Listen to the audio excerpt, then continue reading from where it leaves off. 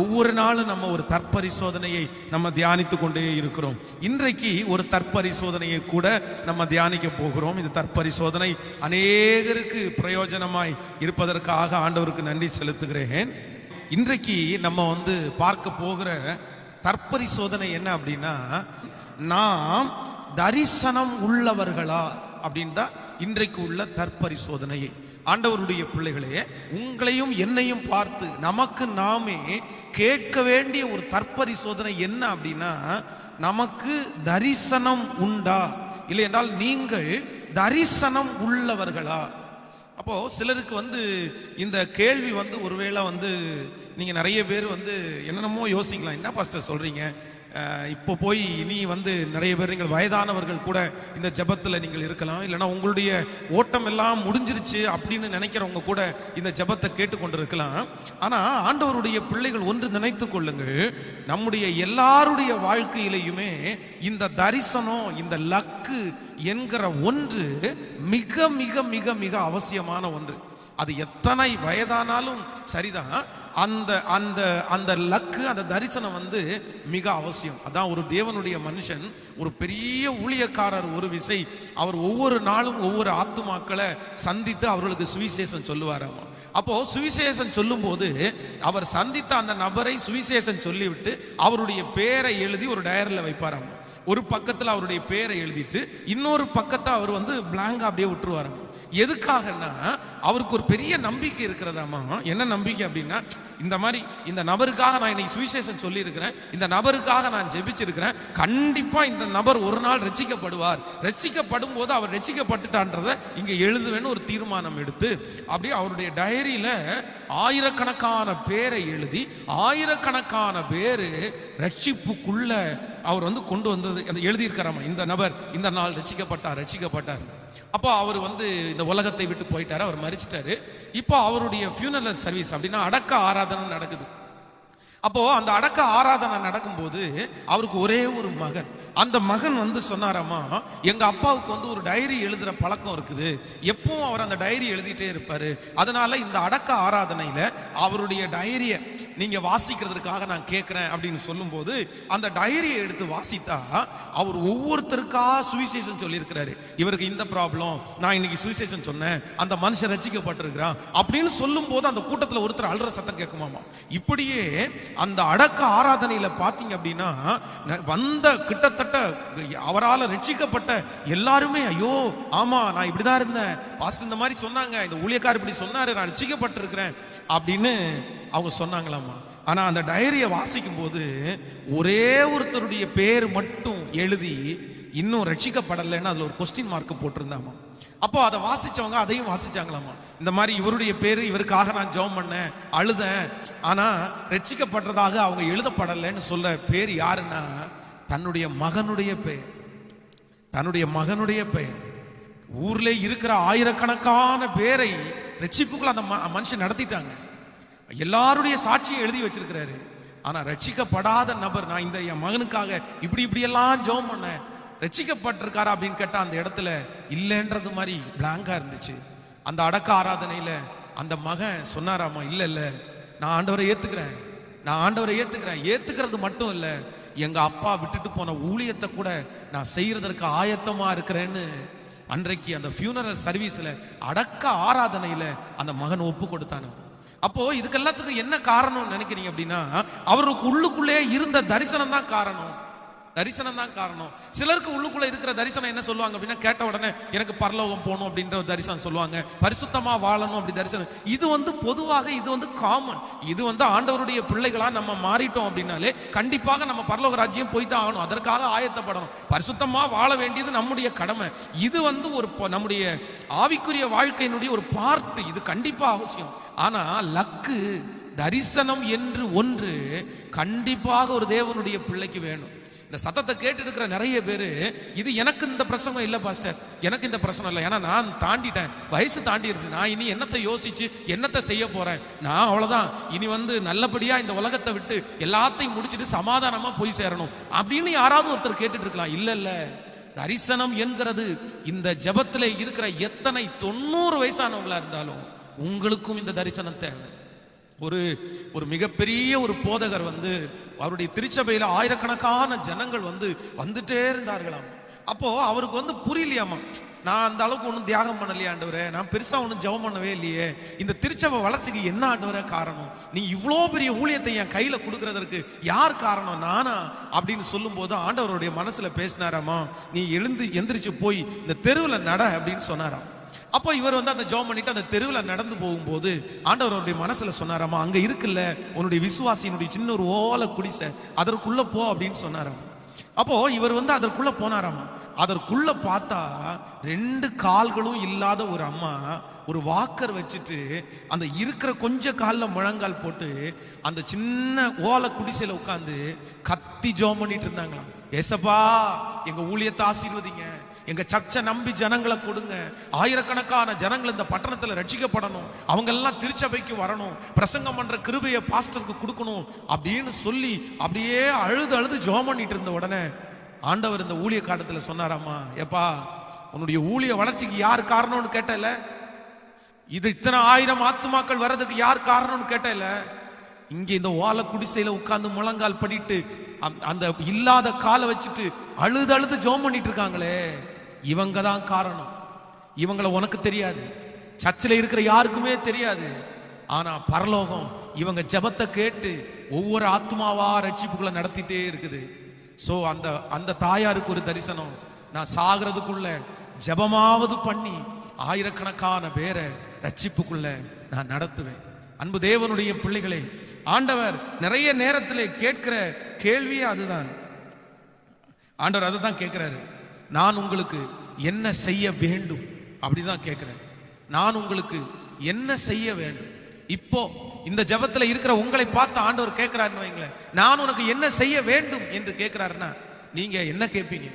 உங்க பிரச்சனை, உங்க போராட்டம் இதெல்லாம் சரி பண்ணுங்க ஆண்டவரே, அது ஆண்டவர் சரி பண்ணுவார், கண்டிப்பா அது முடியும், ஆண்டவர் செய்து முடிப்பார். ஆனா உங்களுடைய உள்ளான இதுல இந்த இவ்வளவு பிரச்சனைகளையும் இவ்வளவு சூழ்நிலையிலையும் நான் எதையாவது ஒன்று சாதிக்கணும், எதையாவது ஒன்று கர்த்தருக்காக செய்யணும், நான் ஏதாவது ஒன்று பண்ணிட்டு தான் மறிக்கணும். அதான் பரிசுத்தவான் ஒரு பாட்டை பாடுவாங்க, எனக்கு ரொம்ப பிடிச்ச பாடல், நான் அடிக்கடி பாடுகிற ஒரு பாடல். அந்த பாட்டினுடைய வரிகள் எல்லாம் என் இருதயத்தை அப்படியே அசைத்து, வேறும் கையாய் பார லோகத்தில் வந்திடேன் இயேசுநாதா, வேறும் கையாய் பார லோகத்தில் வந்திடேன் இயேசுநாதா, ஆத்துமாதாயம் செய்திடவே ஆசீர் போலிந்திடுமே. வெறுங்கையா உங்க ராஜ்யத்துக்குள்ள நான் வரமாட்டாண்டவரே, சும்மா வரமாட்டாண்டவரே.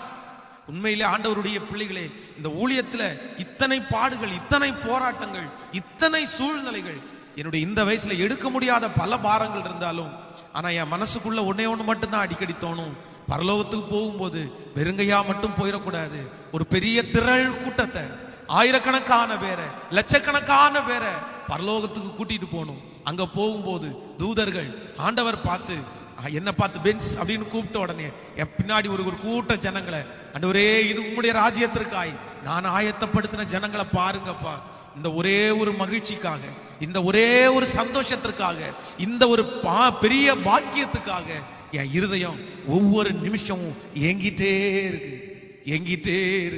எனக்கு கொடுங்கப்பா, எனக்கு தாங்கப்பா, எனக்கு ஆத்துமா தாகத்தை இன்னும் தாங்கப்பா, எனக்கு ஆத்துமா பாரத்தை இன்னும் தாங்கப்பா.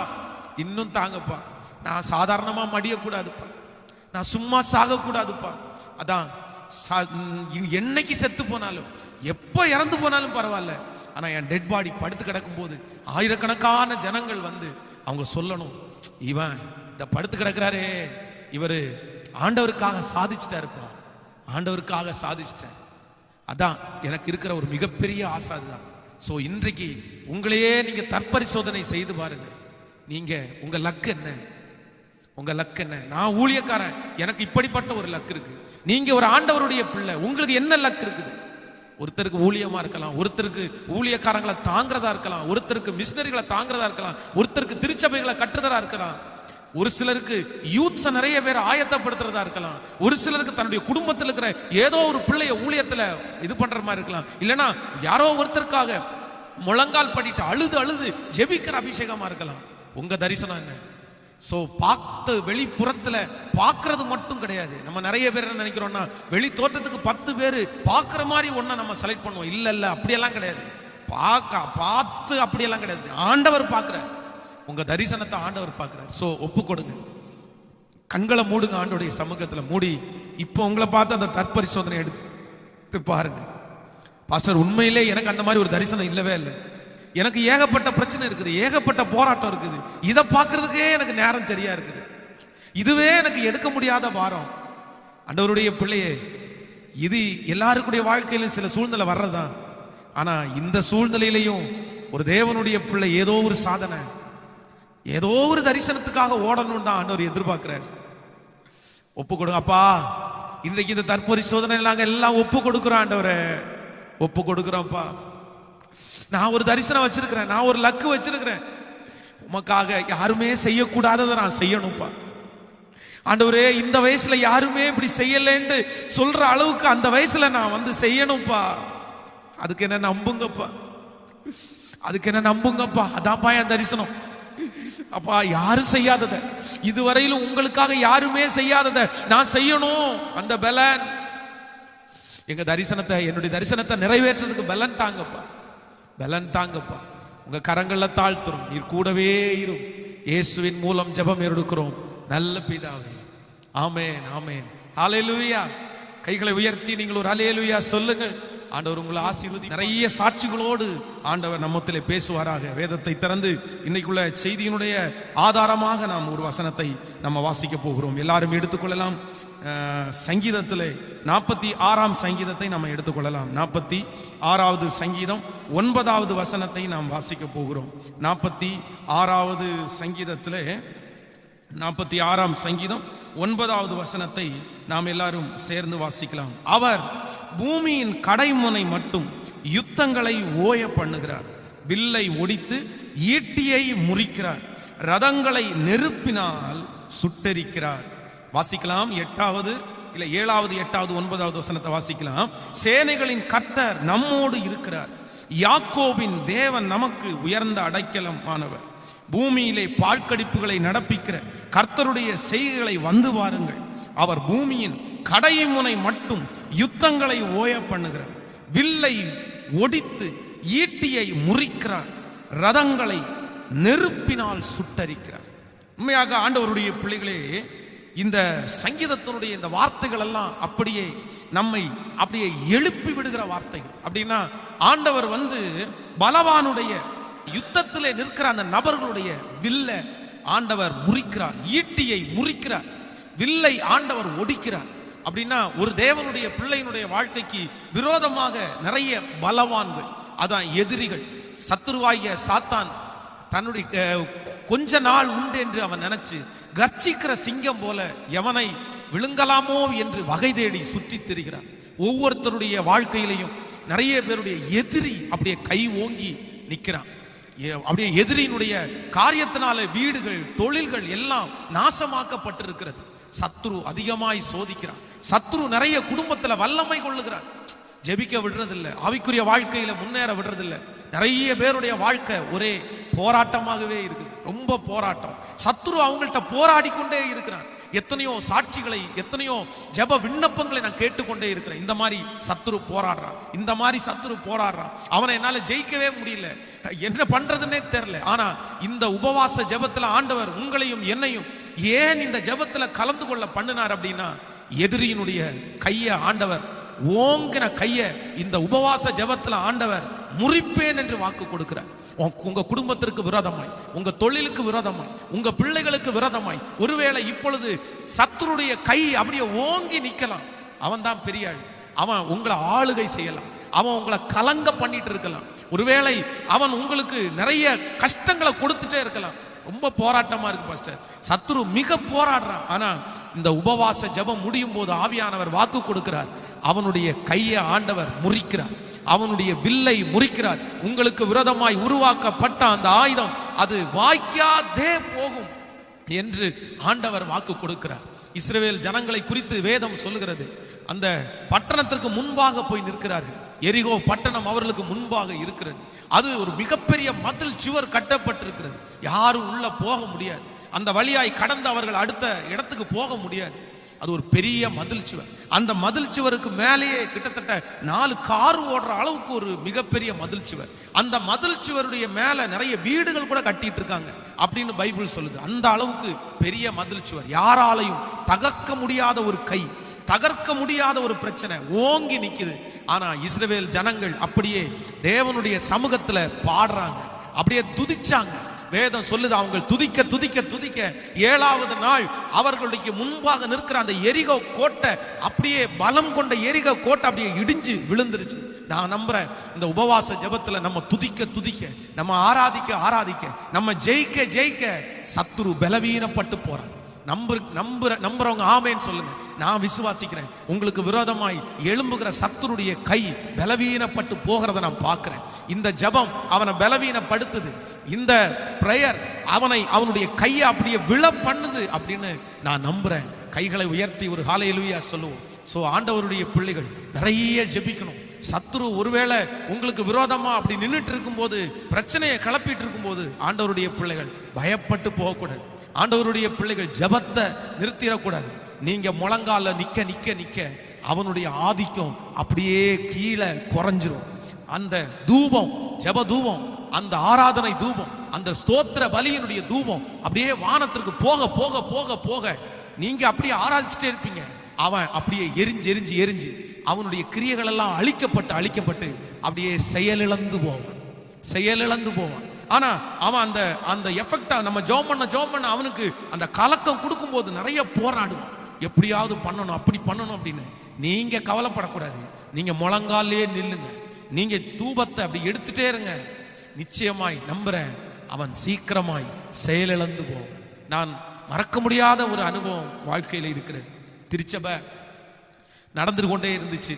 ஆனா போலீஸ் ஸ்டேஷன்ல இருந்து, காவல்துறையில இருந்து ஒரு நாள் என்னை கூப்பிட்டு பேசினேன். இந்த மாதிரி உங்க திருச்சபையில நிறைய ஆட்கள் எல்லாம் வர்றாங்க, அதனால இம்மிடியட்டா நீங்க ஒன்று பண்ணுங்க, திருச்சபையில சுத்தி வந்து கேமரா மாட்டிடுங்க அப்படின்னு சொன்னாங்க.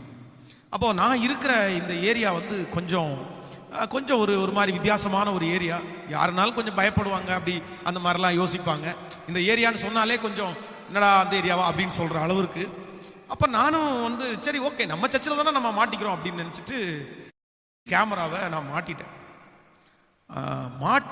மாட்டின உடனே வந்து ஒரு மணி நேரத்தில் வந்து அந்த ஏரியாவில் இருக்கிற 4-5 பசங்க வந்து என்கிட்ட பேசினாங்க, என்ன சிசிடிவி கேமராலாம் மாட்டியிருக்கிறீங்க? உடனே நான் சொன்னேன், இல்லை காவல்துறையிலேருந்து சொல்லியிருக்கிறாங்க, மாட்டணும்னு சொன்னாங்க, அதனால மாட்டிட்டேன் அப்படின்னு. எனக்கு எதுவும் தெரியாது. இந்த பாருங்க, இன்னைக்கு நைட்டாக நீங்கள் வந்து சிசிடிவி கேமராவை எடுத்துறீங்க, அவ்வளோதான்.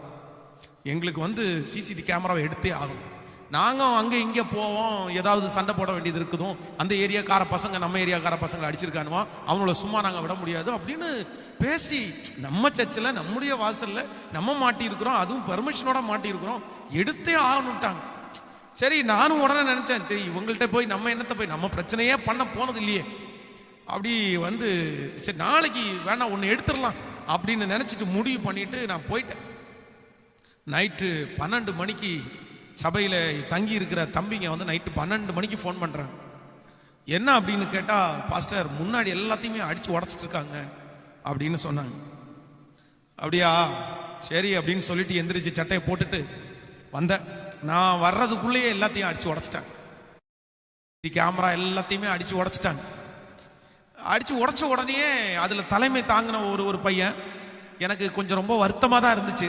சரி என்னடா, நம்ம திருச்சபைக்கு முன்னாடி நம்ம வந்து பாதுகாப்புக்காக அவங்க சொன்னதுக்காக சிசிடிவி கேமரா மாட்டிட்டோம், என்ன துணிகரமாக வந்து அடிச்சிட்டாங்களே. அதே பர்சன் ஏற்கனவே நிறைய பிரச்சனை பண்ணியாச்சு. நம்ம சர்ச்சுக்கு வெளியில் வந்து ஒரு கன்வென்ஷன் கூட்டத்துக்கு ஃபுல்லாக டியூப் லைட்டு கட்டியிருந்தோம், அந்த டியூப் லைட்டை அடித்து உடச்சிட்டாங்க. அப்போ அந்த டியூப் லைட்டை அடிச்சு உடைக்கும் போதே வந்து பக்கத்தில் இருக்கிற கடைக்காரங்க எல்லாம் சொன்னாங்க, இந்த மாதிரி விடாதீங்க பாஸ்டர், விட்டீங்க அப்படின்னா என்ன வேணாலும் பண்ணுவாங்க, தயவு செய்து ஒரு கம்ப்ளைண்ட் கொடுங்க, போலீஸ் ஸ்டேஷனாக இருக்குது, நல்லா இது அவங்க ஒரு மிரட்டி விடுவாங்க அப்படின்னு சொன்னாங்க. ஆனால் நான் வந்து முழுக்க ஒரு இது எடுத்துட்டேன். ஆண்டவரே, நான் போலீஸ் ஸ்டேஷன் மட்டும் போக மாட்டேன் ஆண்டவரே, யார்கிட்டையும் போக மாட்டேன் ஆண்டவரே, நான் உங்கள்கிட்ட தான் இருப்பேன் அப்படின்ற ஒரு தீர்மானம் எடுத்துட்டேன். அதுக்கப்புறம் வந்து நியூ இயர் சர்வீஸ் நடக்கும்போது பெரிய பெரிய கல் நடந்துட்டு இருக்கும்போதே தூக்கி தூக்கி தூக்கி டபால் டபால் அப்படின்னு போட்டு கல் தூக்கி வீசினாங்க, கிளாஸை உடைச்சிட்டாங்க. இந்த மாதிரி நிறைய பண்ணாங்க. அது ஒரு பர்சனுடைய தலைமையில் அந்த மாதிரிலாம் நடக்கும், எனக்கு தெரியும். ஆனாலும் சரி, நான் ஒண்ணுமே சொல்ல, சரி பரவாயில்ல, அவங்க ஆண்டவரை அறியல, என்ன பண்றது, நம்ம ஆண்டவரை அறிஞ்சா இந்த மாதிரிலாம் பண்ணிருக்க மாட்டாங்க அப்படின்னு எல்லாத்தையும் மன்னிச்சேன். ஆள் பலன் இல்லாம எல்லாம் இல்லை, பழக்க வழக்கம் இல்லாம எல்லாம் இல்லை. சொன்னா கண்டிப்பா, அதுவும் போலீஸ் ஸ்டேஷன்ல இருக்கிறதுல ஒரு முக்கியமான ஒரு நபர் வந்து நமக்கு ரொம்ப நெருக்கமானவர். அவர் அடிக்கடி திருச்சபைக்கு வருவார், அடிக்கடி ஜெபம் பண்ணி போவார். அவர் ஒரு வார்த்தை சொன்னா ஒரு சின்ன ஒரு நல்ல ஒரு வெயிட், ஒரு மரியாதை கூட இருக்கும். ஆனா நான் எதையுமே சொல்லலை. அன்னைக்கு நைட்டு நான் வந்து பார்த்தேன், எல்லாத்தையும் உடைச்சிட்டாங்க. சரி ஓகே, நைட்டு ஒன்றும் ஆள போன வீட்டுக்கு போயிட்டேன். எனக்கு அன்னைக்கு தூங்கவே முடியல.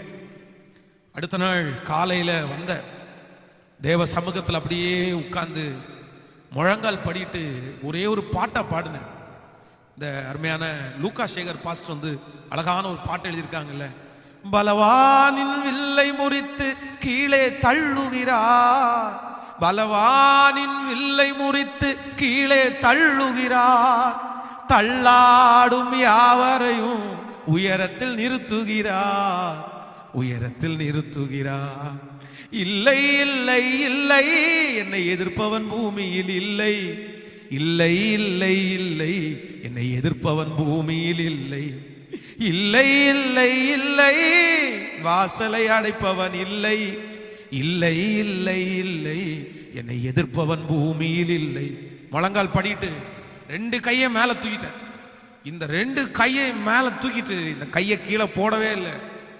அழுது கொண்டே சத்தமா, பலவானின் வில்லை முறித்து கீழே தள்ளுகிறார், பலவானின் வில்லை முறித்து கீழே தள்ளுகிறார், தள்ளாடும் யாவரையும் உயரத்தில் நிறுத்துகிறார். நீங்க ஜெயிச்சே ஆகணும் ஆண்டவரே. பலவானுடைய வில் இன்னைக்கு முறியணும். எத்தனை நாள் தான் அந்த பலவான், எத்தனை நாள் தான் டென்ஷன், எத்தனை நாள் தான் முடியலப்பா. அந்த பலவன் இன்னைக்கு அவன் செயல் இழக்கணும். இதுக்கு மேல செயலோட இருக்கக்கூடாதுன்னு கிட்டத்தட்ட ஒரு 4-5 மணி நேரம் கை வலிக்கும் போது கீழே போட்டு அகைன் திரும்பவும் கையை மேல தூக்கிக்குவேன். இந்த ஒரே வார்த்தை தான் ஆண்டவருடைய பிள்ளைங்களை, இந்த ஒரே பாட்டு மட்டும்தான். அதுவும் இந்த ஒரு பாட்டுல இந்த ஒரே வரி மட்டும்தான். பலவானின் வில்லை முறித்து கீழே தள்ளுகிறார், பலவானின் வில்லை முறித்து கீழே தள்ளுகிறார், தள்ளாடும் யாவரையும் உயரத்தில் நிறுத்துகிறார். உயரத்தில் எப்படிப்பா, எப்படிப்பா? இனி கையோங்க கூடாது, அந்த எதிரி இனி கையோங்க கூடாது, இனி அவன் செயல்படக்கூடாது, அவன் அழியணும், அவனுடைய கிரியை அழியப்படணும், இனி பயம் வரணும் அப்படின்னு ஜோமணி ஜோமணி ஜோமணி எனக்கு திருப்தி ஆகிற வரைக்கும், என் மனசு ஆறுற வரைக்கும் ஜெபம் பண்ணிட்டு எந்திரிச்சு போனேன். நடந்தது ஆச்சரியம். திடீர்னு வேற ஒரு பிரச்சனை இல்லை, ஜெபிச்சுட்டு முடிச்ச 1 ஹவர்ல அரெஸ்ட் பண்ணிட்டாங்க. 1 மணி நேரத்துக்குள்ள அரெஸ்ட் பண்ணிட்டாங்க. கிட்டத்தட்ட 2 மாசம் அந்த ஏரியாவுக்குள்ளேயே பார்க்க முடியாத அளவுக்கு கொண்டு போயிட்டாங்க. 2 months தேடி எங்க எங்க எங்க அந்த ஆளு எங்க எங்க எங்க இருக்காரு, அவரு எங்க போயிட்டாரு, யாருக்குமே தெரியாது, யாருக்குமே தெரியாது. அன்றைக்கு ஒடியப்பட்ட வில் இன்றைக்கு எத்தனை முயற்சி எடுத்தாலும் திரும்பவும் அந்த கை இதுவரைக்கும் ஓங்கவே இல்லை, இதுவரைக்கும் ஓங்கவே இல்லை. ஸோ இன்றைக்கு இந்த உபவாச ஜெபத்தில் கலந்து கொண்டிருக்கிற ஆண்டவருடைய பிள்ளையே, பாஸ்டர், பிசாசனுடைய கை என் வீட்டில் ஓங்கி நிற்குது, அந்நியனுடைய கை என் வீட்டில் ஓங்கி நிற்குது, அவன் பலவானுடைய கை வீட்டில் ஓங்கி நிற்குது, என்னால் ஒன்றுமே பண்ண முடியல பாஸ்டர், எனக்கு ஏத்து பேச முடியல, எனக்கு ஏத்து சொல்ல முடியல, என்ன பண்றது, என்ன செய்யறது, என்னால் முடியல. எதிரினுடைய கை ஓங்கி நிற்குது. ஆனா நான் நம்புறேன், ஆண்டவருடைய சமூகத்தில் கையை உயர்த்த முடிஞ்சா பல மணி நேரங்கள் கையை உயர்த்தி அப்படியே நில்லுங்க. இறக்கம் செய்யற வரைக்கும், பலவானுடைய வில் ஒடிகிற வரைக்கும் உங்க முழங்கால நிக்க நிக்க நிக்க இது அக்னி, இது எரிஞ்சிட்டே இருக்கும். அப்படியே அவனுடைய கிரியை உங்க பிள்ளை மேல வச்சிருக்கிற கை, உங்க வருமானத்தின் மேல வைக்கப்பட்டிருக்கிற சத்துருடைய கை, உங்க குடும்பத்தின் மேல வைக்கப்பட்டிருக்கிற சத்துருடைய கை. நிறைய பேர் சொல்றீங்க எனக்கு தான் பாஸ்டர். எஸ், உங்களுக்கு தான் ஆண்டவருடைய பிள்ளையே, உன் மேல வைக்கப்பட்டிருக்கிற அந்த கையை, பலவானுடைய கையை நான் நம்புறேன். ஆண்டவர் இந்த உபவாச ஜெபத்துல முறிக்கிறார். உங்க முழங்கால் நிக்க நிக்க முறிக்கிறார். இந்த 21 நாளோட இந்த ஜெபத்தை விட்டுறாதீங்க ஆண்டவருடைய பிள்ளையே. இந்த லாக்டவுன் டைம் கர்த்தர் நிறைய நேரத்தை கொடுத்திருக்கிறதுக்கு ஒரே ஒரு காரணம் அதான், அவனுக்கு விரோதமா இருக்கிற பலவானுடைய கை முறிகிறதற்குள்ள நேரம் இது. உன் குடும்பத்தின் மேல இதுவரைக்கும் ஆசீர்வாதம் இல்லைல்ல, இதுவரைக்கும் எத்தனை உழைச்சதுக்கு அப்புறம் பணம் நிக்கல, பலவானுடைய கை ஓங்கி நிக்குது இல்ல, உன்னால ஜெயிக்க முடியல. எங்க போனாலும் அவனுடைய கை மட்டும் தான் ஓங்கி நிக்குது. இல்ல இல்ல, நான் விசுவாசிக்கிறேன், நான் நம்புறேன். ஆண்டவர் உங்களை முழங்கால நிக்க சொல்றாரு. ஆண்டவர் விசுவாசித்து பாட சொல்றாரு. ஆண்டவர் அறிக்கை செய்ய சொல்றாரு. ஆண்டவர் சொல்றாரு உன் கையை உயர்த்தி கொண்டே இருன்னு சொல்றாரு. வெகு சீக்கிரமாய் பலவானுடைய அந்த கையை முறிக்கிற நேரம் வந்துருச்சு. அவனுடைய மகிமை அவனை விட்டு போகுது. அவனுடைய பவர் அவனை விட்டு போகுது. இனி உங்க குடும்பத்தின் மேல மற்ற காரியத்தின் மேல அவன் கை வைக்க முடியாது. அதான் கர்த்தர் அன்னைக்கு அவ்வளோ பெரிய காரியத்தை ஆண்டவர் செஞ்சாரு. ஆண்டவருக்கு மனசார நன்றி சொன்ன. ஸோ நம்ம போவாண்டா, நம்ம யார்கிட்டையும் சொல்லி எல்லாம் கொடுக்க வேண்டாம். உனக்கு விரோதமாய் எவர்கள் எழும்பினார்களோ அவர்களும் பட்சத்தில் வருவார்கள். ஹல்லேலூயா, ஹல்லேலூயா.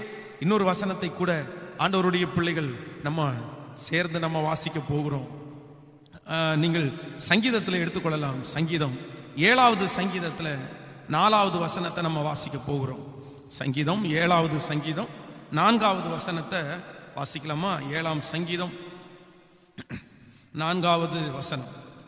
என்னோடே சமாதானமாய் இருந்தவனுக்கு நான் தீமை செய்ததும் காரணம் இல்லாமல் எனக்கு சத்துருவானவனை, காரணம் இல்லாமல் எனக்கு சத்துருவானவனை.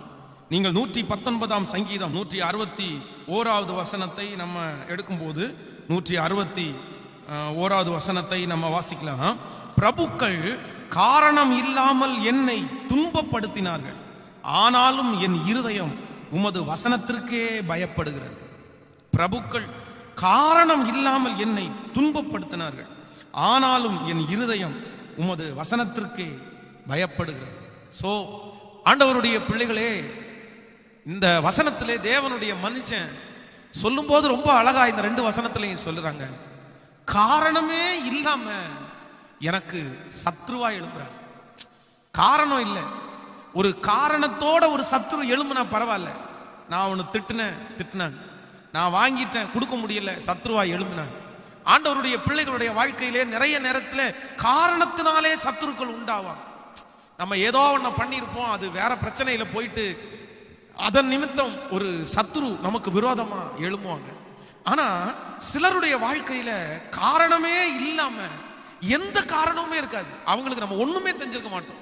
அவங்களுக்கு இத்தனைக்கும் நம்ம நல்லதான் நினைச்சிருப்போம், அவங்களுக்காக ஜெபம் பண்ணியிருப்போம், அவங்களுடைய ரட்சிப்பை இது பண்ணியிருப்போம், அவங்கள நேசிச்சிருப்போம். ஆனா கொஞ்ச நாட்களில் பார்த்தீங்க அப்படின்னா காரணமே இல்லாம அந்த சத்துருக்கள் எழும்பி நிற்பாங்க. இப்போ கூட இந்த உபவாச ஜெபத்தில் இருக்கிற உங்க வாழ்க்கையில கூட அப்படி யாருடைய வாழ்க்கையில இருக்கலாம். பாஸ்டர் நீங்க சொல்றது உண்மைதான் பாஸ்டர், காரணமே இல்லாம என்கிட்ட சண்டை போடுறாங்க, காரணமே இல்லாம என்னை பகைச்சிட்டாங்க, காரணமே இல்லாம என்னை வெறுத்துட்டாங்க. நான் நம்புறேன் இந்த வாழ்க்கை உங்களுக்கு மட்டும் இல்லை, பரிசுத்தவான்களுக்கு வந்திருக்குது. காரணம் இல்லாமல் ஆண்டவருடைய பிள்ளையே நீங்கள் பகைக்கப்படுவீர்களே ஆனால், நீங்கள் வெறுக்கப்படுவீர்களே ஆனால், ஆண்டவர் அந்த காரியத்தை உங்களுக்கு அப்படியே அனுமதிச்சிருக்கிறார். காரணம் இல்லாமல் சத்துருக்கள் உங்களுக்கு விரோதமாய் எழும்பும் போது ஆண்டவருடைய பிள்ளைகள் கவலைப்பட வேண்டிய அவசியமே இல்லை, நீங்க வருத்தப்பட வேண்டிய அவசியம் இல்லை.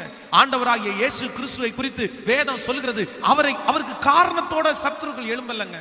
அவர் இந்த பூமியில இருக்கும் போது நன்மை செய்கிறவராகவே சுற்றி திரிந்தார், யாருக்குமே துரோகம் பண்ணல, யாருக்கு விரோதமா எழும்பல, பார்க்கிற ஜனங்களுக்காக மனது உருகினார், மனது இறங்கினார், அற்புதத்தை செய்தார். கால் இல்லாதவங்களுக்கு கால் கொடுத்தார், கண்ணு இல்லாதவங்களுக்கு கண்ணு கொடுத்தார். ஆனா எத்தனையோ அற்புதத்தை செஞ்சதுக்கு அப்புறமும் காரணமே இல்லாம அவரை கொண்டு போய் நிக்க வைக்கிறாங்க. சரி, இவர் மேல என்ன குற்றம் சுமத்துறீங்கன்னு கேட்டா அவங்களுக்கு நிறைய பேருக்கு குற்றம் சுமத்துறதுக்கு ஒண்ணுமே இல்லை. ஒண்ணுமே இல்லாததுனால சும்மா போய் வேண்டாதது, அது சும்மா சாதாரணமானதை சொல்லி இந்த மாதிரிலாம் சொல்லிட்டு தெரிஞ்சாரு அப்படின்னு. ஆனா அங்க இருக்கிற அந்த தலைவனே சொல்லும் போது சொல்லுகிறான், இவர் மேல, இந்த நீதிமான் மேல, இந்த மனுஷன் மேல ஒரு குற்றத்தை நான் காணல, ஒரு குற்றத்தை நான் காணல. ஆனா இயேசுநாதருக்கு சத்துருக்கள் எழும்பினாரானா? கண்டிப்பா எழும்பினார். தேவனுக்காக பயன்பட போகிற பாத்திரம், தேவனுக்காக அநேக ஜனங்களுக்கு முன்பாக நிற்க வேண்டிய நீங்கள், நிறைய பேருடைய காயங்களை ஆற்ற வேண்டிய நீங்கள், கண்டிப்பா ஆண்டவர் உங்களை எந்த பாதையில நடத்துவாருன்னா, நீங்க செய்யாத குற்றத்திற்கு, நீங்க பண்ணாத காரியத்திற்கு உங்களை சத்துருவாய் கொண்டு நிறுத்துவாங்க. ஆனா ஆண்டவருடைய பிள்ளைகள் பயப்பட வேண்டாம். அவங்க ஒன்றும் செய்ய முடியாது. அது ரொம்ப நாள் அது உங்களை பாதிக்காது. அவங்க உங்களை மேற்கொள்ளவே முடியாது. இந்த ஜெபத்தில் இருக்கிற யாராவது அப்படி இருப்பீங்கன்னா நீங்க தைரியப்படுங்க. இது எல்லாருடைய வாழ்க்கையிலும் வந்ததுதான். யோசேப்பை குறித்து வேதம் சொல்லுகிறது, யோசேப்பு தப்பு பண்ணதுனால சிறைக்கு போகலங்க, தப்பு செய்ததற்காக சிறைக்கு போகல. காரணமே இல்லாம அவனை காயப்படுத்தி, காரணமே இல்லாம அவனை கஷ்டப்படுத்துறாங்க. சோ காரணமே இல்லாம கஷ்டப்படுத்தினதுனாலதான் அந்த நாட்டிற்கு அவன் அதிபதியாய் கர்த்தர் மாற்றினார். தீர்க்க தரிசனமா சொல்றேன், யாரெல்லாம் இங்கே காரணமே இல்லாமல் நீங்கள் அடிக்கப்படுகிறீர்களோ, தங்களுடைய சகோதரர்கள் அவனை குழியில போடுறதற்கு காரணமே இல்லை, அவனை சிறைச்சாலையில போடுறதுக்கு காரணமே இல்லை, ஆனா காரணமே இல்லாம அவனை காயப்படுத்தினதுதான் அவ்வளவு பெரிய உயர்வை கொடுத்தது உண்டானால், உங்க வாழ்க்கையிலையும் என் வாழ்க்கையிலையும் காரணம் இல்லாமல் ஏற்படுகிற ஒவ்வொரு காயங்களும் நம்மை அழிப்பதற்காக அல்ல. நான் நம்புறேன், உங்களை மோல்டு பண்ணி, உங்களை உருவாக்கி, உங்களை மிகப்பெரிய சாட்சியாய் தைரியப்படுத்தி நிற்பதற்காக தான் சில நேரத்தில் காரணமில்லாத காயம். பிள்ளை காரணம் இல்லாம பேசுது, பொண்ணு காரணம் இல்லாம பேசுது, மருமகள் காரணம் இல்லாம பேசுறாங்க, மாமியார் மாமனார் காரணமே இல்லை, காரணமே இல்லாம சண்டை வருது பாஸ்டர், நோக்கமே இல்லாம வருது பாஸ்டர். சோர்ந்து போகாதீங்க ஆண்டவருடைய பிள்ளைகளே. ஆண்டவரால் அழைக்கப்பட்ட நிறைய பேர்களுக்கு காரணம் இல்லாத காயங்கள் இருக்கத்தான் செய்கிறது. தீமை செஞ்சதுனாலயா தானியேலை சிங்கக்கபியில போடணும்னு சொன்னாங்க? இல்லையே, ஒரு தீமையும் செய்யலையே. தீமை செஞ்சதுனாலயா சாத்ராக் மேஷாக் ஆபேத் நேகோவை அக்கினி சூளைக்கு போடணும்னு சொன்னாங்க? இல்லையே. இல்ல, காரணமே இல்லாத நிறைய பிரச்சனை ஆண்டவருடைய பிள்ளைகளை தேடி வந்தாலும் ஒரு பெரிய பாதுகாப்பு கர்த்தர் இருக்கிறார். ஆமென். என் வாழ்க்கையிலே ஒரு சாட்சி கொஞ்சம் பயமான சாட்சியா தான் இருக்கும். ஒரு நாள் என்னுடைய திருச்சபையிலிருந்து ஒரு 300 அடி தூரம் நான் நடந்து என்னுடைய வீட்டுக்காக போறதுக்காக நடந்து நான் போயிட்டே இருக்கிறேன். இங்கே நிறைய ஆட்கள் இருந்துட்டு இருக்கிறாங்க. சாயந்தரமான ஒரு நேரம், ஒரு 7 மணிக்கு மேலே ஆச்சு, இருட்டிருச்சு. அப்போ ஒரு பையன், ஒரு வாலிப பையன் அந்த இடத்துல நின்றுட்டு இருந்தான். அவனை ஏற்கனவே அந்த பையனை எனக்கு தெரியும், நல்லாவே தெரியும் அந்த பையனை. நான் முதல்ல ஃபர்ஸ்ட் சர்ச்சை ஆரம்பிச்சேன் பாருங்களேன். அந்த சர்ச்சுக்கு பக்கத்துல தெரு ஓரத்துல ஒரு 4-5 பேரா சேர்ந்து அந்த பசங்க எப்பவுமே ஏதாவது சிகரெட் அடிச்சுட்டு இல்லை நக்கல் அடிச்சுட்டு அப்படியே இருப்பாங்க. ஆனா என் மேல ஒரு நல்ல மரியாதை வச்சுட்டு அப்படியே சும்மா கையை காமிப்பேன். நானும் கையை காமிச்சிட்டு அப்படியே போயிட்டே இருப்பேன். திடீரென்று அதுல ஒரு பையன் ஒரு கிறிஸ்தவ பொண்ணு, அவங்க நம்ம திருச்சபையை சேர்ந்தவள இல்லை, இன்னொரு திருச்சபை போயிட்டு இருக்கவங்க. அதுல ஒரு பொண்ணை எப்படி அவன் கைக்குள்ள போட்டானே தெரில. அந்த பொண்ணு ரொம்ப நல்ல பொண்ணு. ஆனா இவங்க அந்த அளவுக்கு, இந்த பையன் ரொம்ப அவனுடைய வாழ்க்கை வித்தியாசமானது. அவன் ஃப்ரெண்ட்ஷிப் எல்லாம் ரொம்ப வித்தியாசமானது. எத்தனையோ எதிர்த்து பார்த்தாங்க, குடும்பத்தில் இருக்கிறவங்க வேண்டான்னு பார்த்தாங்க. ஆனா கண்டிப்பா கல்யாணம் பண்ணிக்குவேன்னு சொல்லி இந்த பொண்ணும் சொல்லிட்டாங்க. அவனும் தம்பி ரொம்ப பிரச்சனை பண்ணதுனால கடைசியில் அவங்க 2 பேரும் அம்மா அப்பாவுக்கு தெரியாமலே கல்யாணம் பண்ணிட்டாங்க. கல்யாணம் பண்ணிட்டு பார்த்தா தான் தெரியுது, நைட்டு 12 மணிக்கெல்லாம் கூடுவாங்க. 12 மணிக்கெல்லாம் இவன் எதிர்த்து போய் சண்டை போட்டுட்டு பிரச்சனை பண்ணிட்டு வர்றது. அதுக்கப்புறம் தலைமாட்டில் பார்த்தீங்க அப்படின்னா நல்ல டவலுக்குள்ள இந்த கல் இருக்கு பாருங்களேன், ரோட்டில் மெட்டல், அந்த மெட்டலை எடுத்து கட்டி கட்டில் கடிக்கல வச்சுட்டு நைட்டு தூக்கிட்டு போகிறது. இந்த மாதிரி ரொம்ப எல்லாம் பண்ணிட்டேன்னு தெரில. அந்த புள்ள எல்லாத்தையும் பார்த்துட்டு இனி வாழ மாட்டேன்னு அவங்க 2 பேருக்குள்ளேயும் ஒரு பயங்கரமான பிரச்சனை பிரிஞ்சிட்டாங்க. அதுக்கப்புறமும் சரி எத்தனையோ பேர் கவுன்சிலிங் கொடுத்துருக்குறாங்க, இல்லை வேணாம் நீங்கள் போய் வாழ்ந்துருங்கன்னு சொன்னதுக்கு அப்புறமும் அதுக்கப்புறம் சரியாகலை. ஆனால் இந்த பொண்ணு அவனை ரொம்ப நேர்வழியில் நடத்தி அவன் மேலே பாசம் காமிச்சு நிறைய செஞ்சிருக்கு. திடீர்னு ரோட்டில் பார்க்கும்போது என்னை பார்த்துட்டு ஃபாதர் அப்படின்னா என்ன அப்படின்னு கேட்டேன். தெரியுமா, இந்த மாதிரி அவங்க பிரிஞ்சிட்டாங்க அப்படின்னு ரோட்டில் வச்சு பேசுறாரு. பேசின உடனே நான் ஒன்று சொன்னேன், சரி பிரதர், நான் உங்களுக்காக ப்ரேயர் பண்ணிக்கிறேன், கண்டிப்பாக ஆண்டவர் மனசை மாற்றுவார், கொஞ்ச நாளைக்கு பொறுமையா இருங்க அப்படின்னு நான் பேசிட்டு இருக்கிறேன். பேசிட்டு இருந்தோன்னா என்ன நினைச்சானே தெரில, ஏதாவது சாப்பிட்டுருந்தானா என்னன்னே தெரில. திடீர்னு எங்கிட்ட என்னுடைய பேக்கெட்டில் பேனா இருந்துச்சு, இந்த பெண்ணு கொஞ்சம் கொடுக்குறீங்களா அப்படின்னு கேட்டான். நானும் வந்து சரி என்னமோ அவன் ஏதோ எழுத போறான்னு போல தெரியுது அப்படின்னு சொல்லிட்டு இந்த பெண்ணை எடுத்து அவன் கையில கொடுத்துட்டான். இந்த பெண்ணை கையில வாங்கிட்டு கேப்பை திறந்துட்டு ஓங்கி ஒரே குத்திட்டான். கரெக்டா தொண்டையில குத்திட்டான். அந்த நிப்பு மட்டும் அப்படியே தொண்டைக்குள்ள இறங்கிடுச்சு. குத்திட்டு எடுத்துட்டான். கையில பெண்ணை எடுத்துட்டான். கையில தொட்டு பார்க்கறான், கையில ரத்தம் இருக்கு. இப்போ கவனிங்க, இது ஒரு இருட்டுக்குள்ள நடக்குது.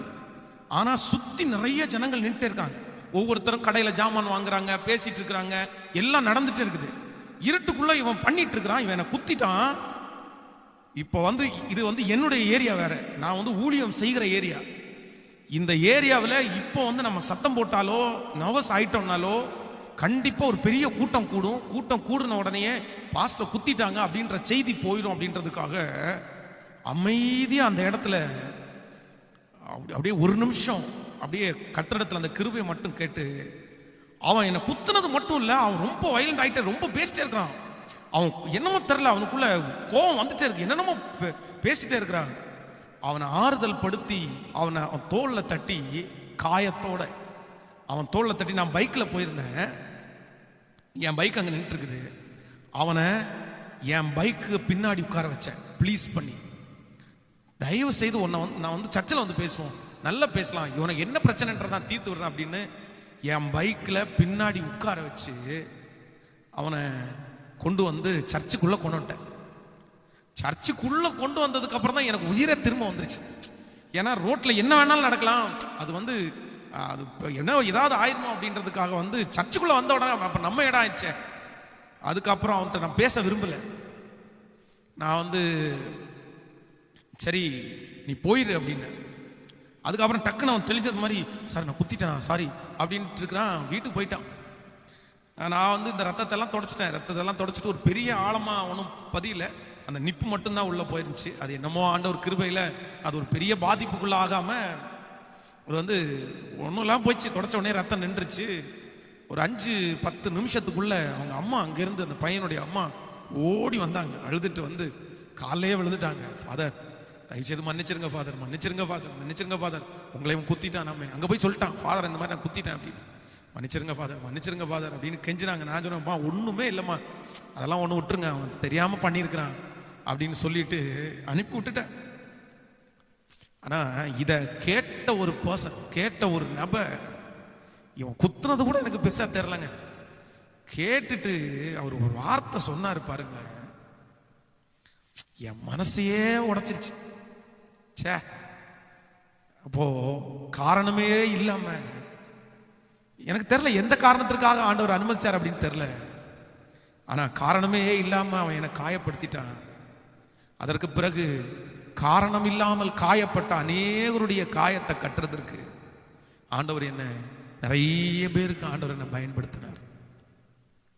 இன்னைக்கும் அவன் எங்கேயாவது ஒரு இடத்துல தூரத்தில் பார்த்து கை தூக்குனான்னா நானும் கை தூக்கி சரிப்பா சரிப்பா அப்படிதான் இருக்கிறேன், சரிப்பா அப்படின்னு தான் இருக்கிறேன். இந்த ஜெபத்தில் இருக்கிற ஆண்டவருடைய பிள்ளைகளே, காரணம் இல்லாமல் யாரோ ஒருத்தர் காயப்படுத்தும் போது நம்மளால நிறைய பேரால அதை ஜீரணிக்கவே முடியல. அவன் எப்படி காரணம் இல்லாம என்ன குத்தலாம் ஆண்டவரை, அவன் எப்படி ஆண்டவரை காரணம் இல்லாம என்ன பேசலாம், நீங்க ஏன் அனுமதிச்சீங்க? நிறைய பேர் ஆண்டவரிடத்துல சண்டை போடுறவங்க, ஆண்டவரிடத்துல ஃபைட் பண்றவங்க, ஆண்டவரை பார்த்து கேள்வி கேட்கிறவங்க, நான் ஏதாவது தப்பு பண்ணியிருந்தா கேட்டா பரவாயில்லையே, தப்புனாம எனக்கு விரோதமா எழும்புறாங்களே, கண்டிப்பா நான் அவங்கள ஏதாவது ஒண்ணு தீக்காம நான் விட மாட்டேன் அப்படின்ற கோபத்தினுடைய உச்சகட்டத்துல யாரோ ஒருத்தர் இந்த ஜெபத்தை கேட்டுக்கொண்டிருக்கலாம். என் பேர காரணமே இல்லாம ஏன் பார்த்து கெடுத்தாங்க? கர்த்தர் ஏன் அவங்கள விட்டு வச்சிருக்கிறார்? கர்த்தர் அவங்களை அழிக்கணுமா? கர்த்தர் அவங்களை ஒன்றும் இல்லாம போகணும் அப்படின்ற குமுறல்கள் உங்க இருதயத்துக்குள்ள எழும்பிட்டே இருக்கலாம். ஆனா ஆண்டவர் சொல்றாரு, மகளே மகனே, எனக்கும் இந்த உலகத்திலே தேவனுக்காக வைராக்கியமாய் வாழ்ந்த நிறைய பரிசுத்தவான்களுக்கும் காரணத்தோட காயங்கள் இல்லப்பா, காரணம் இல்லாம நிறைய காயங்கள் இருக்கதாங்க செய்து. ஆண்டவரை ஏன் அடிச்சாங்க? ஆண்டவரை ஏன் காரி துப்புனாங்க? ஆண்டவருடைய முதுகை ஏன் கிழிச்சாங்க? எதுக்கு அத்தனை காயம்? அவர் அப்படி என்ன செஞ்சிட்டாரு? அவர் அப்படி என்ன பண்ணிட்டாரு? அவருடைய சரீரம் முழுக்க இருந்த காயங்கள் காரணத்தோட இல்ல காயங்கள் அல்ல, காரணமே இல்லாத காயங்கள் தான். ஆனா அந்த காரணம் இல்லாத காயம்தான் நம்ம பார்வைக்கு அது காரணமே இல்லாத காயமா தெரிஞ்சிருச்சு. ஆனா அந்த காயம்தான் தியாகத்தின் காயம். அந்த காயத்தினாலதான் நீங்களும் நானும் இன்னைக்கு இந்த பிரேயர்ல உட்கார்ந்து இருக்கிறோம். அந்த காயத்தினாலதான் நீங்களும் நானும் ரட்சிக்கப்பட்டிருக்கிறோம். அந்த காயம்தான் பரலோகத்துல நம்மளை பங்குள்ளவர்களாய் மாற்றி கொண்டிருக்கிறது. சோ இன்றைக்கு துக்கத்தோடு வேதனையோடு இருக்கிற ஒவ்வொருத்தரை பார்த்து ஆண்டவர் சொல்றாரு, காரணம் இல்லாமல் உன்னை பகைக்கிறார்களோ, காரணமே இல்லாம உன் பிள்ளைய வெறுக்கிறாங்களோ, காரணமே இல்லாம உனக்கு விரோதமா நிறைய பிரச்சனை வந்துச்சோ, சோர்ந்து போக வேண்டிய அவசியமே இல்லை. இந்த காரணம் இல்லாத ஒவ்வொரு காயங்களும் ஆண்டவராகிய இயேசு கிறிஸ்து ரட்சிக்கிறதற்கு நமக்கு மிகவும் முக்கியமானது போல, உன் காரணம் இல்லாத காயங்கள் அநேகரை தட்டி எழுப்பும். உன் காரணம் இல்லாத காயங்கள் அநேகருடைய காயங்களை ஆற்றும். அந்த காரணம் இல்லாத காயங்கள் இன்றைக்கு எனக்கு ஊழியத்தில் ஒரு மிகப்பெரிய உதவியா மாறிடுச்சு. நான் நம்புறேன் இந்த ஊழியங்கள் வளர்றதுக்கு இதுவும் ஒரு விதத்துல காரணமா கூட இருக்கலாம். சோ ஆண்டவருடைய பிள்ளைகள் சோர்ந்து போக வேண்டிய அவசியமே இல்லை. ஏன் ஆண்டவரை பார்த்து அவன் ஏன் ஆண்டவரை எப்படி பண்ணா ஒரு கேள்வி கூட ஆண்டவரை பார்த்து கேட்கவே இல்லை. ஒரு கேள்வி கூட கேட்கவே இல்லை. பரவாயில்ல ஆண்டவரே, மிஷினரிகள் பரிசுத்தவான்கள் எத்தனையோ பேரு சுவிசேஷத்திற்காக அடி வாங்குறது சந்தோஷம், ஆனா காரணமே இல்லாம அடி வாங்குறது கஷ்டமா தான் இருந்துச்சு. ஆனாலும் சரி, அது கூட நம்மை உருவாக்குற ஒரு பெரிய சக்தியாய் கர்த்தர் மாற்றினார். ஹல்லேலூயா. எத்தனை பேர் ஆமோதிக்கிறீங்க? ஆமென். இன்னும் ஒரே ஒரு வசனத்தை கூட நான் உங்களுக்கு வாசித்து ஒரு சாட்சியை உங்களோடு சொல்லி உங்களுக்காக ஜெபித்து முடிக்கிறதற்கு நான் ஆசைப்படுகிறேன். வாசிக்கலாம். நீதிமொழிகள் 27ஆம் அதிகாரத்தை எடுத்துக்கொள்ளுங்கள். நீதிமொழிகள் 27வது அதிகாரத்துல 2வது வசனத்தை நம்ம வாசிக்க போகிறோம். நீதிமொழிகள் 27ஆம் அதிகாரத்துல 2வது வசனம். உன் வாய் அல்ல புறத்தியானே உன்னை புகழட்டும், உன் உதடு அல்ல அந்நியனே உன்னை புகழட்டும். எல்லாரும் எடுத்துக்கொள்ளுங்கள். 786வது பக்கத்தில் இருக்குது. 27ஆம் அதிகாரம் 2வது வசனம். உன் வாய் அல்ல புறத்தியானே உன்னை புகழட்டும், உன் உதடு அல்ல அந்நியனே உன்னை புகழட்டும். இந்த வசனத்துல ஆண்டவருடைய பிள்ளைகளே ரொம்ப அழகாய் ஒரு வசனம், ரொம்ப அழகா இந்த வசனம் சொல்லுகிறது.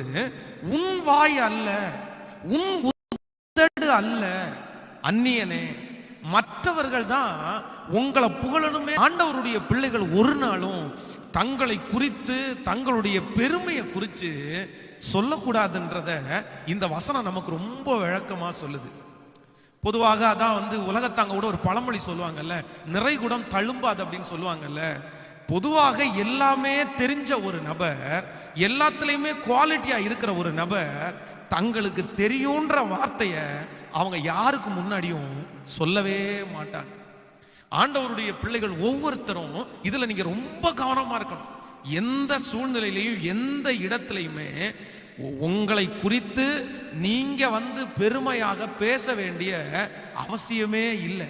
அதே போல உங்களை குறித்து யாரோ ஒருத்தர் பெருமையா பேசலன்றதற்காக ஆண்டவருடைய பிள்ளைங்க கண்டிப்பா எந்த இடத்துலையும் சோர்ந்து போகவே கூடாது. சவுலுடைய வாழ்க்கையில அவன் அவ்வளவு பெரிய தீமையை சந்திக்கிறதுக்கு வேற எதுவுமே காரணம் இல்லை. தன்னை குறிச்சு பெருமையா அவங்க பேசலன்ற அந்த ஒரே ஒரு மன குத்து கடைசியில் அவனை தாழ்வு மனப்பான்மையில கொண்டு போய் விட்டு சூசைட் வரைக்கும் அவனை கொண்டு போய் விட்டுருச்சு. சோ இந்த உபவாச ஜெபத்துல இருக்கிற ஆண்டவருடைய பிள்ளைகளே ஒன்று நினைத்துக் கொள்ளுங்கள். சில இடங்களிலே ஆண்டவர் நம்மை கனப்படுத்தணும்னு நினைச்சிட்டாருன்னா, நம்முடைய பேரை பெருமைப்படுத்தணும்னு நினைச்சிட்டாருன்னா, கண்டிப்பா சொல்றேன், நீங்க சொல்ல வேண்டிய அவசியமே இல்லை. யாரோ ஒருத்தர் மூலமா அந்த இடத்துல உங்களை ஆண்டவர் கனப்படுத்த வல்லவரா இருக்கிறார். ஆனா அந்த இடத்துல உங்களை குறிச்சு பெருமையா யாரும் பேச வேண்டாம் அப்படின்னு ஆண்டவர் நினைச்சிட்டார். அப்படின்னா நீங்க எவ்வளோ பெரிய ஆளா இருந்தாலும் நீங்க அந்த இடத்துல அமைதியா உட்கார்ந்து இருப்பீங்க. ஆனா உங்களுக்கு முன்ன உங்களை விட குறைஞ்ச, உங்களை விட தாழ்வான யாரோ ஒருத்தரை உங்களை ரொம்ப பெருமையா பேசுறதை நீங்க பார்த்துட்டு ஆண்டவருடைய பிள்ளைகள் ஒரு நாளும் சோர்ந்து போகவே கூடாது. நீங்க இதுல ரொம்ப கவனமா இருக்கணும். எல்லாருக்கும் நம்மளை தெரியும் அப்படின்னு நம்ம நினைச்சிட முடியாது. சிலருடைய வாழ்க்கையில எதுல ரொம்ப அப்செட் ஆகுறாங்க அப்படின்னா, தங்களை குறித்து யாராவது ஒருத்தர் மேன்மையா பேசல அப்படின்னா நிறைய பேர் அப்செட். நான் சொல்றேன், இன்னைக்கு இருக்கிற சூழ்நிலையில நம்மளை யாரும் பெருமையா பேசாம இருக்கிற வரைக்கும் நமக்கு ரொம்ப நல்லதுங்க, ரொம்ப நல்லதுங்க. எப்போ உங்களை குறித்து 4 பேர் பெருமையா பேசுறாங்களோ அப்பதான் மனுஷனுடைய பொறாமையே நம்முடைய கண்களுக்கு நமக்கு நேரா திரும்புது. ஐயோ அவரை பார்த்தீங்களா, அவரை பார்த்தீங்களா, அப்படிங்களா, இப்படிங்க அப்படின்னு சொல்ல ஆரம்பிச்சிட்டாங்க அப்படின்னா நிறைய பேருடைய கான்சென்ட்ரேஷன் பொறாமையா திரும்பி எப்படிடா இவங்களை விழத்தள்ளலாம், எப்போ இவன் விழுவான், எப்போ ஒன்றும் இல்லாம போவான் அப்படின்னு அவங்க கண்கள் பார்த்து கொண்டே இருக்கும். ஸோ ஒரு மிஸ்டேக்கை எப்பவுமே நீங்க பண்ணிடக்கூடாது. உங்க வாழ்க்கையில எப்பொழுதும் உங்களை தாழ்த்திட்டே இருக்கணுமே தவிர ஒரு டைம் கூட நான் அப்படின்ற அந்த வார்த்தை உங்க இருதயத்துக்குள்ளேருந்து வந்துடவே கூடாது. எனக்கு தமிழ்நாட்டில் ஒரு உயர்ந்த பதவியில இருந்த ஒருத்தரை தெரியும். அவங்க வாழ்க்கையில நல்ல பதவியில நல்லா செஞ்சுட்டு இருந்தாங்க. ஆனா அவங்க பதவியில நல்லா செஞ்சுட்டு இருக்கும்போது யாருமே எதிர்பாராத நேரத்தில் அவங்க இறந்துட்டாங்க. ஆனா இறக்குறதுக்கு முன்பாக தொடர்ந்து ஒரு 3-4 வருஷத்துல நீங்க பார்த்துட்டீங்க அப்படின்னா அவங்க அநேக இடத்துல யூஸ் பண்ண வேர்டு என்ன வேர்டு தெரியுமா? நான் நான் நான் என் காலில் விழுங்க, இப்படி பண்ணுங்க.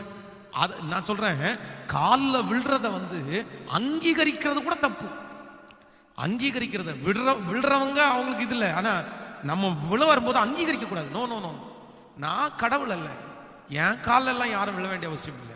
நம்ம எல்லாம் ஒன்றும் கடவுள் இல்லை, நம்ம மனுஷன், உங்களை மாதிரி சகா மனுஷன் அப்படின்னு தட்டி கொடுக்க வேண்டிய நபர், அதை அனுமதிக்க வேண்டாத நபர் அனுமதிச்ச ஒரே ஒரு காரணத்திற்காக தான் நான் நம்புறேன்.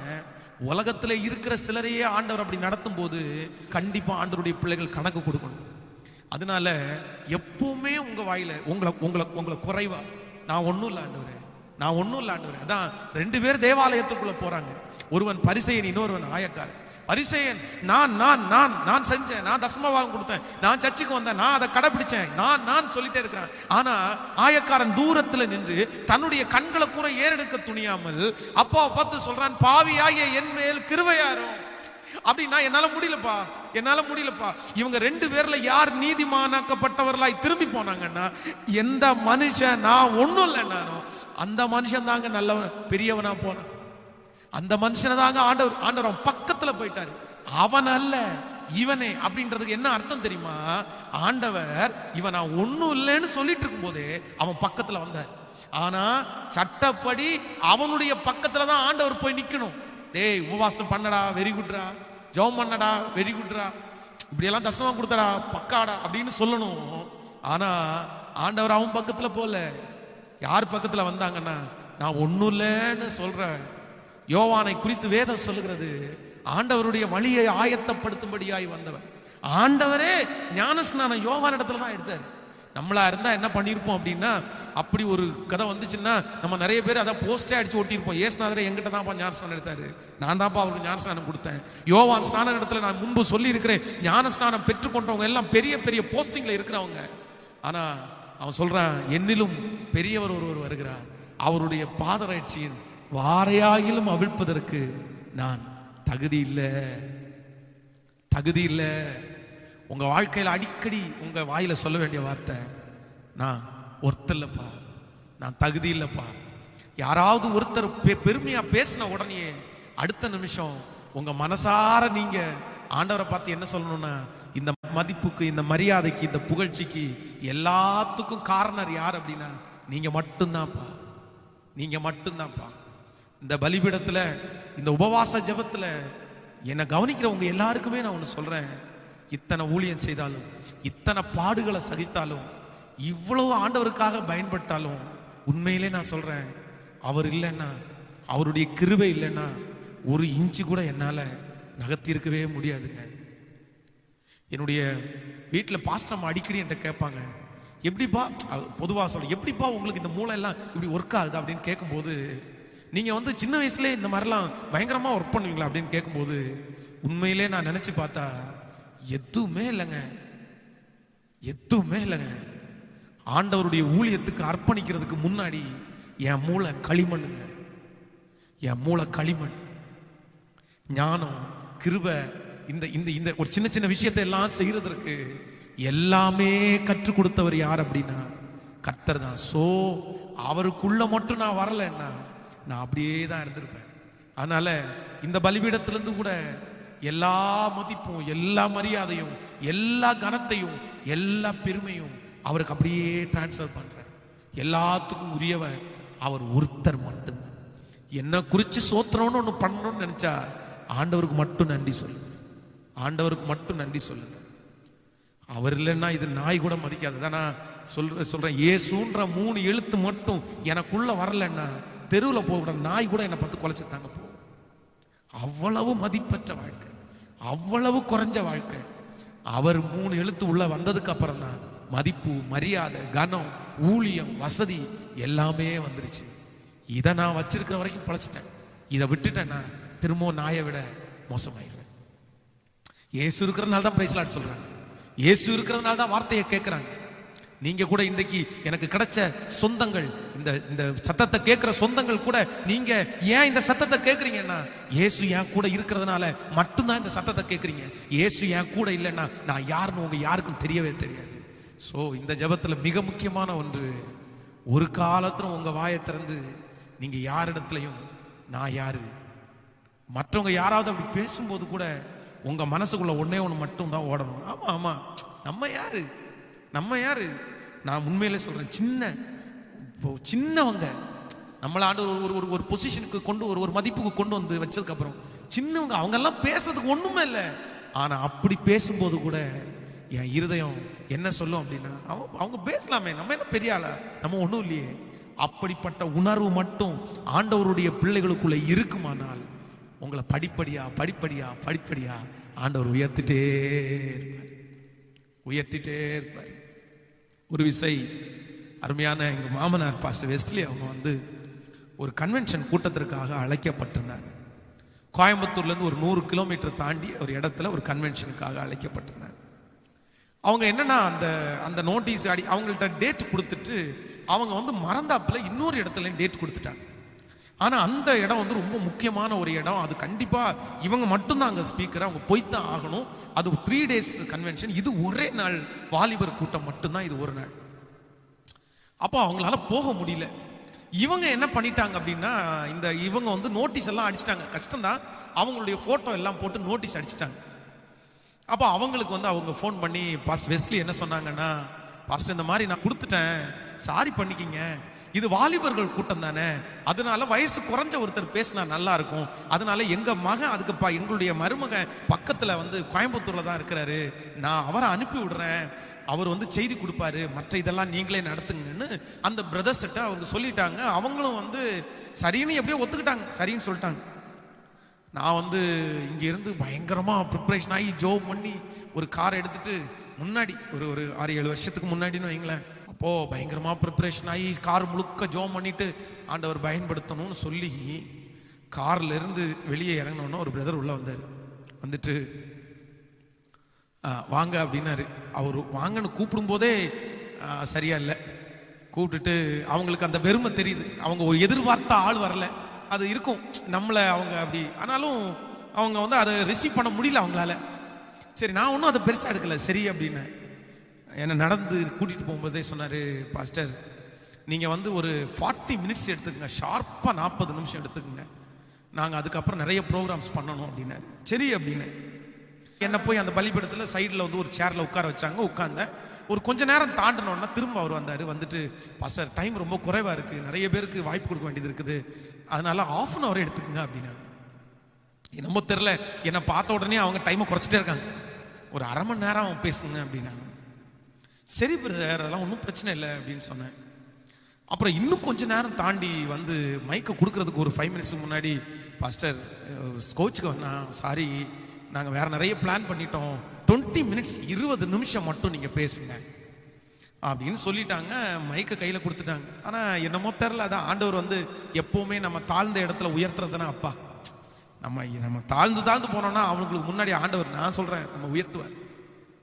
நான் இந்த பலிபீடத்தில் போய் நிற்கிறேன். எனக்கு எப்பவுமே யூத் மேலே ரொம்ப தாகம் எனக்கு அதிகமாக இருக்கும். நான் மோஸ்ட்லி அவங்கள ரொம்ப சத்தம் போட்டெல்லாம் அப்படியெல்லாம் பேசவே மாட்டேன். அவங்கள அன்பா பாசமா, சரிம்மா நீ இப்படி இருந்தாதான் உனக்கு இது நீ இழந்துடாத, நீ தாண்டி தான் ஆகணும், ஜெயிச்சு தான் ஆகணும், நீ விட்டுரு, உனக்கு தான் இது ஆபத்து, உன்னை திட்டுறனால எந்த பிரயோஜனம். அப்படிதான் பொதுவா எனக்கு பேசி பழக்கம்.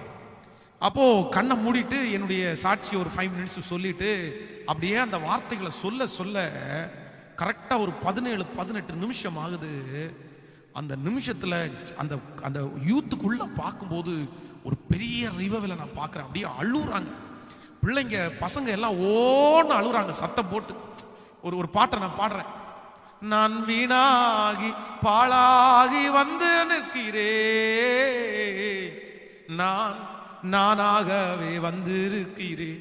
இந்த பாட்டை பாடி முடிச்சிடலாம் அப்படின்னு சொல்லிட்டு இந்த பாட்டை தொடங்கிட்டு இந்த பாட்டை பாடிட்டே இருக்கிறேன். அந்த வாலிபர்களுக்குள்ள ஒரு பெரிய அனாயிண்டிங் ஆண்டவர் ஊட்டிட்டே இருக்கிறாரு. அத்தனையும் ஓன்னு அழுகுறாங்க, இஷ்டப்பா அப்படின்னு அழுகுறாங்க. திடீர்னு அந்த பாட்டை பாடிட்டு இருக்கும் போதே ஒரு சின்ன பிட்டு பேப்பர் ஒன்று என் கையில் வந்துருச்சு.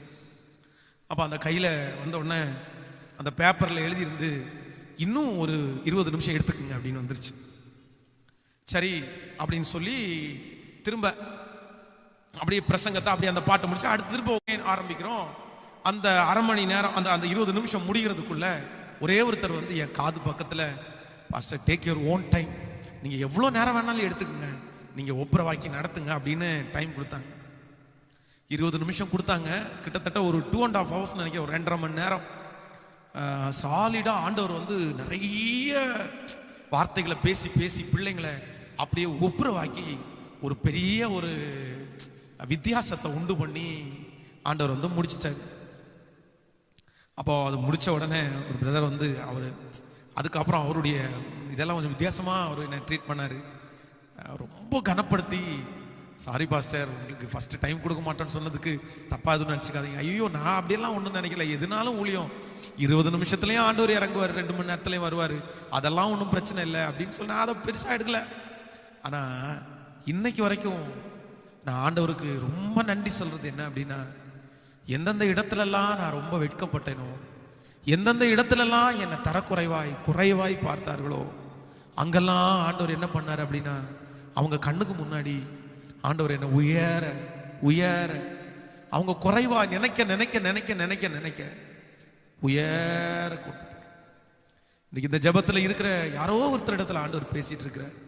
நான் அடிக்கடி சொல்றேன், என் ஏசப்பா பென்ஸ் பாஸ்டருக்கு மட்டும் ஏசப்பா இல்லை, என் ஆண்டவர் பென்ஸுக்கு மட்டும் ஏசு இல்லை, நம்ம எல்லாருக்கும் அவ. நீங்க ரொம்ப குறைக்கப்படுகிறீர்களோ, நீங்க ரொம்ப குறைவாய் மதிப்பு போடப்படுகிறீர்களோ, உங்களை ரொம்ப அற்பமா நினைக்கிறாங்களோ, உங்களை கேவலப்படுத்துறாங்களோ, உங்களுக்குள்ள அவ்வளவு திறமை, உங்களுக்குள்ள அவ்வளவு இருந்தும் கூட உங்களை ஒரு பொருட்டாவே அவங்க நினைக்கலையா, ஒரு பொருட்டாவே நினைக்கலையா?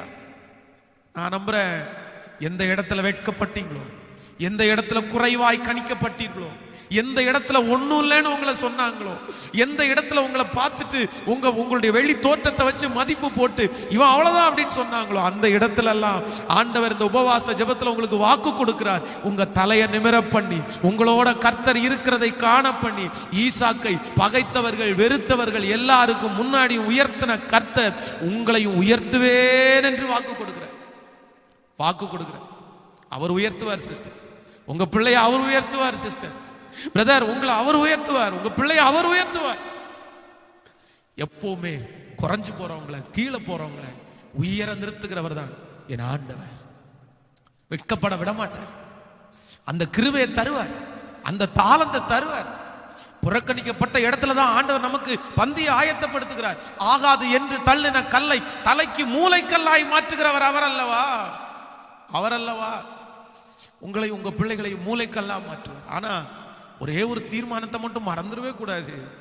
நான் எங்கேயுமே என்ன குறித்து உயர்த்தி சொல்றதற்கு ஒன்றும் இல்லை ஆண்டவரே, அதான் ஃபேக்ட், அதான் உண்மை. சொல்ல மாட்டேன்றதை விட, நான் அப்படிதான் நினைக்கிறேன், சொல்ல மாட்டேன்றதை விட சொல்றதற்கு என்ன இருக்கு? சொல்றதற்கு என்ன இருக்கு? எல்லாமே அவர் எனக்கு போட்ட பிச்சை. களிமண்ணை தூக்கி அவர் வைக்கணும்னு அவசியமே இல்லையே. உண்மைன்னு சொல்றவங்க மட்டும் உங்க வலது கையை உயர்த்துங்களேன். பாஸ்டர், இந்த வீடு ஆண்டவர் கொடுத்தது, முடிஞ்சவங்க முழங்கால கூட நிக்கலாம், தப்பு இல்லை. எந்திரிச்சு நிக்கிறவங்க எந்திரிச்சு நில்லுங்க. சிஸ்டர், இந்த வேலை ஆண்டவர் கொடுத்தது, நீங்க பெருமைப்படுறதுக்கு எதுவுமே இல்லை. யாரோ ஒருத்தர் உங்களை குறைவா பேசிட்டாங்களோ, யாரோ ஒருத்தர் உங்களை தரக்குறைவா சொல்லிட்டாங்களோ, உங்க மதிப்பை குறைச்சு சொல்லிட்டாங்களோ, உங்களுக்கு ரொம்ப கோவம் வந்துச்சா? உங்களுக்கு ரொம்ப ஆத்திரமா வருதா? அவங்கள பழி வாங்கணும்னு நினைக்கிறீங்களா? பாரு உன்னை என்ன பண்றேன், என் பவரை நான் பயன்படுத்துறேன்னு சொல்றீங்களா? இல்ல இல்ல இல்ல, அவன் சொல்றது உண்மைதான். அவன் சொல்றது உண்மைதான் உங்க இருதயத்துக்குள்ள வருமா? உங்க இருதயத்துக்குள்ள வருமா? அப்படி உண்மைன்னு சொல்றவங்க கையை உயர்த்தி சொல்லுங்க, ஆண்டவரே அவன் சொல்றது உண்மைதான்ப்பா, அவன் சொல்றது உண்மைதான்ப்பா. சொல்லுங்க, ஆண்டவரே அவன் சொல்றது உண்மைதான். நான் யாருப்பா? நான் ஒண்ணும் இல்லை. எனக்கு கொடுத்த பதவி, பட்டம், பணம், உயர்வு, வேலை, வீடு எல்லாமே எல்லாமே நீங்க தந்ததுப்பா, எல்லாமே நீங்க தந்ததுப்பா. சொல்லுங்க ஏசப்பா பார்த்து, ஆண்டவரே எல்லாமே நீங்க தந்தது, ஆதலால் எனக்குரிய சகல பெருமையும் சகல மதிப்பும் உங்களுக்கு டிரான்ஸ்ஃபர் பண்றேன். திட்டட்டும் பேசட்டும் பரவாயில்லப்பா. அல்லேலூயா. ஆமாண்டவரே, என்னோடு இந்த ஜெபத்தில் இருக்கிற எல்லாருமே ஆண்டவர் இதுவரைக்கும் நம்ம ஜீவனோட வச்சிருந்தாரு, கிருபையை கொடுத்திருந்தாரு.